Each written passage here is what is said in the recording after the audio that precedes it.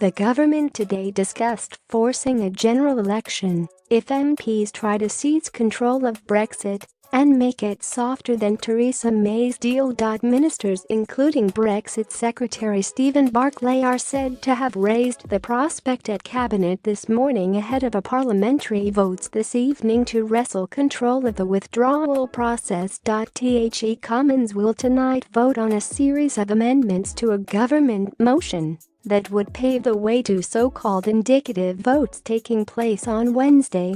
These would allow MPs to show what sort of Brexit they wish to push through if a majority cannot be found for Mrs May's twice-defeated deal. The talk of forcing a general election come despite an opinion poll from 2 months ago finding that only 12% of Britons would welcome another one, just 2 years after the last resulted in a hung parliament. Mr Barclay reportedly repeated at Cabinet today warnings he gave on television yesterday.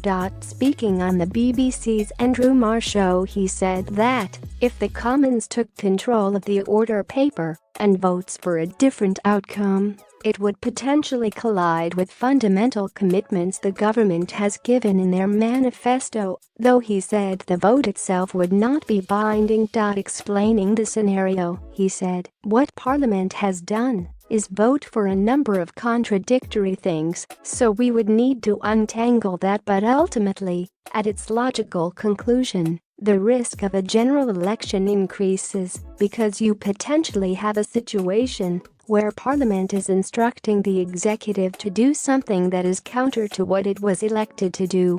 International Trade Secretary Liam Fox this morning gave a stark warning to MPs, telling BBC Radio 4's Today, "I was elected, as 80% of members were, to respect the referendum and leave the European Union. I was also elected on a manifesto that specifically said no single market and no customs union. That, for Conservative MPs who are honouring the manifesto, limits their room for manoeuvre." The former hardline Brexiteer turned May